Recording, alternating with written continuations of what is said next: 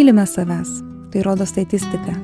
Skandinavijos moteris kasdien net 2 valandomis daugiau laiko skiria savo pomėgiams ir užsiėmimams. Mes gyvenančios Lietuvoje dažnai galvojame, jog pirmiausia privalome rūpintis kitais, vyrais, vaikais, daržais ir puodais, ir tik ne savimi. Duotų kas 2 papildomas valandas per parą ir lieptų skirti tik savo, dažnai net nesugebėtume. Jei nors 2 valandas per metus kiekviena moteris skirtų krūtų savityrai bei medicininiams tyrimams dėl krūties vėžio, 9 iš 10 krūties vėžių susirgusių moterų pasveiktų.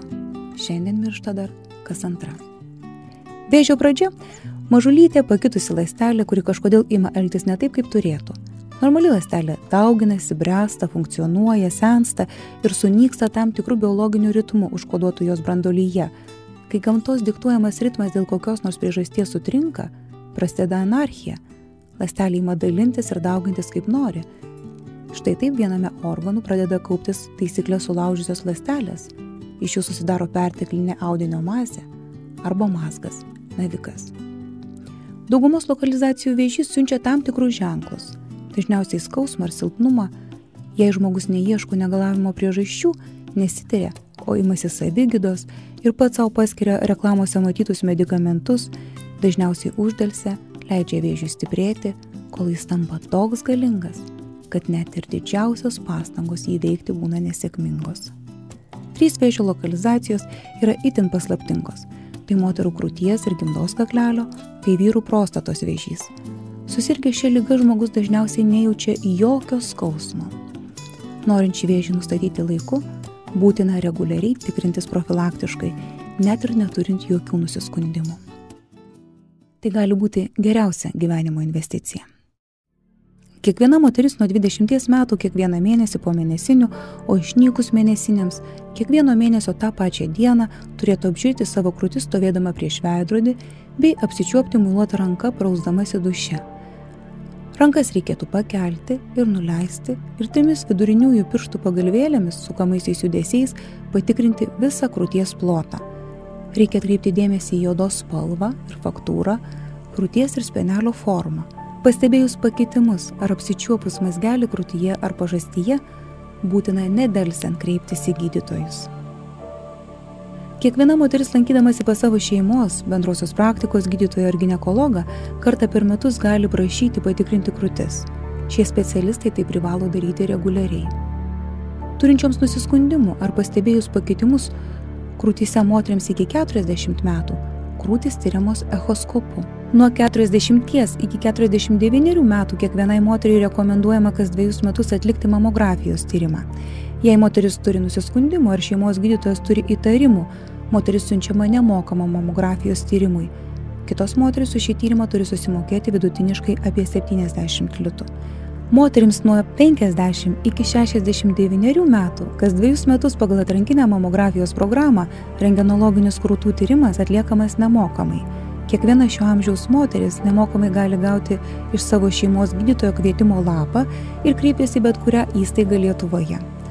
Valstybinėse įstaigose papildomai mokėti nereikia, privačiose įstaigose, sudariusiose sutartis su ligonių kasomis, gali tekti sumokėti iki 20 litų, nesudariusiose sutarčių daugiau.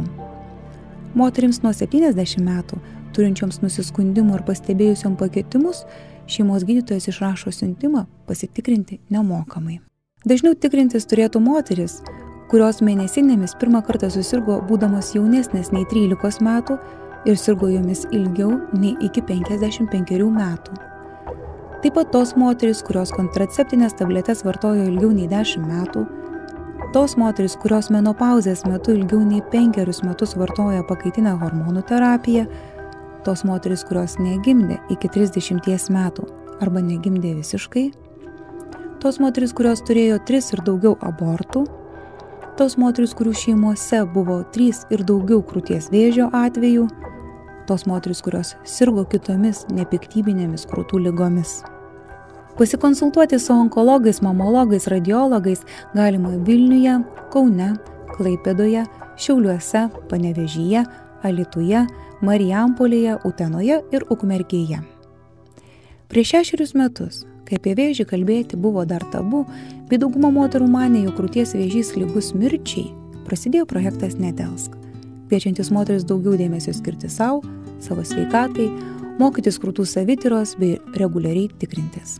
Projekto Nedelsk simbolių rožinių kaspinų apjuosta visa Lietuva. Projektas turi daugiau nei 200 gerosios valios ambasadorių visoje Lietuvoje, raginančių moteris nedelsti dėl savęs ir dėl tų, kurie jas myli.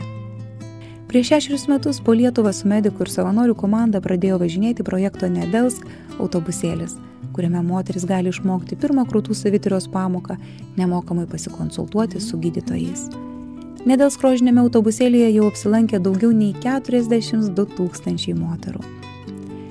472 iš jų rasti krūties vėžio požymiai, kas 5 moteriai aptikta nepiktybinė, tačiau gydytina krūtų liga.